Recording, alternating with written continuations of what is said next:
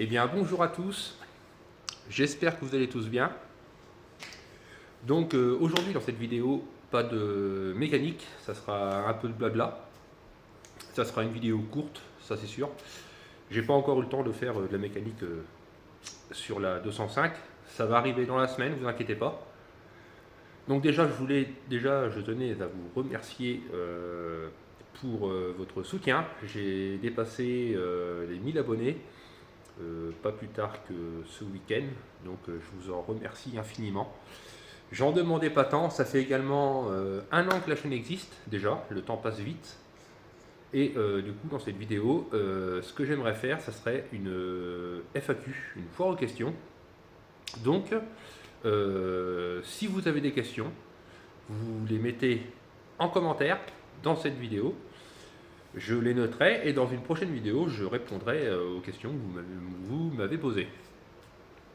Donc là, je ne me suis pas mis sur la 205 car maintenant que la partie avant est faite, voilà, que les deux trains, les demi-trains avant sont faits. J'ai écouté également vos conseils, donc du coup, la seule chose que j'ai fait sur le 205, c'est que j'ai tout desserré, tout ce qui était train avant. J'ai mis un cri sous les disques pour lever comme si la voiture était posée sur ses roues et j'ai tout resserré au couple parce que effectivement c'est en même temps c'est logique en principe il faut serrer au couple quand la voiture est sur ses roues pour ce qui est question du train avant. Et pour la seule raison, c'est que là on va se pencher donc dans les prochaines vidéos sur l'arrière du véhicule, donc le train arrière. Faut que j'enlève le réservoir parce que les durées de frein rigides en dessous du véhicule sont rouillées. Donc je vais voir ce que je peux faire avec celle d'origine et savoir si je peux pas arriver à les poncer et les traiter anti-rouille et puis les remettre pour que ça passe au contrôle. Pour ceux qui viennent de rejoindre la chaîne, donc bienvenue à vous. Voilà, si vous n'avez pas suivi, je vous invite à voir les vidéos d'avant sur cette 205.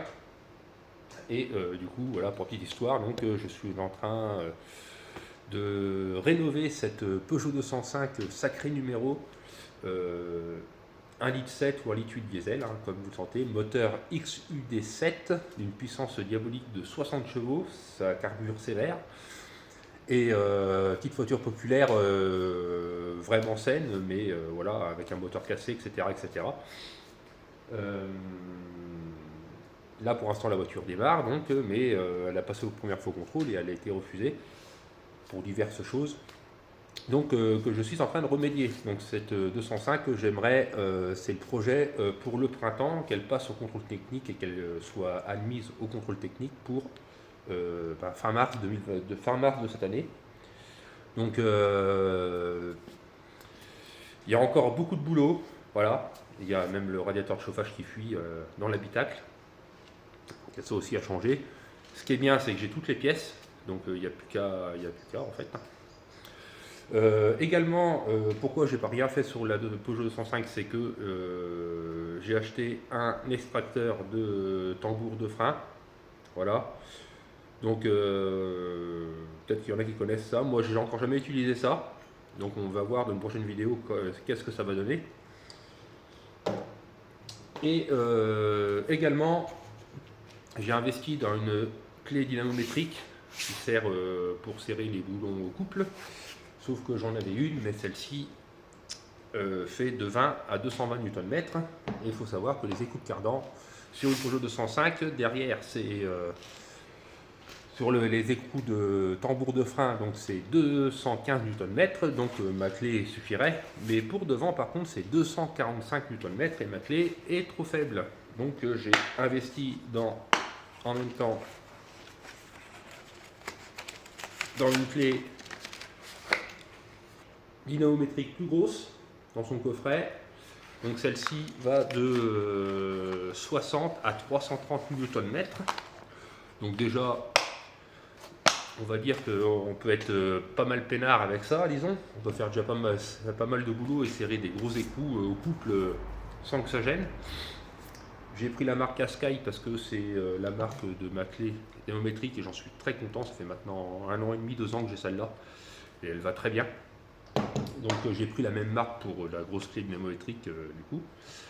Et donc on verra leur utilisation sur la 205.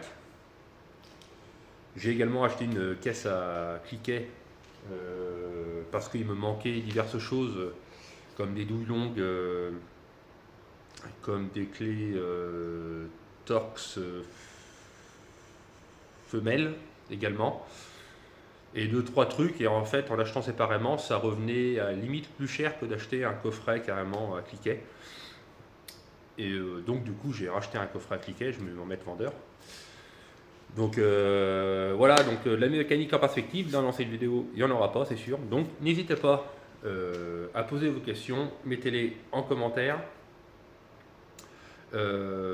Pensez à vous abonner, à mettre un pouce, à partager également. N'oubliez pas d'activer la petite cloche pour savoir quand les vidéos arrivent. J'essaye de sortir une vidéo par semaine quand je peux. Avec mon travail, c'est pas facile parce que des fois je bosse de jour et des fois je bosse de nuit, et c'est pas une semaine sur deux. C'est là, cette semaine, je suis de nuit, donc je vais pouvoir faire la mécanique du coup sur la 205 le jour. Donc forcément, il y aura forcément cette semaine une vidéo qui va sortir consacrée sur la 205 et sur la mécanique. Donc sur ce jeune gens, je vous dis à la prochaine. Je le répète, si vous avez des questions, mettez-les en commentaire. Je répondrai à ces questions dans une prochaine vidéo. Je vous dis du coup à la prochaine et à ciao, bonsoir.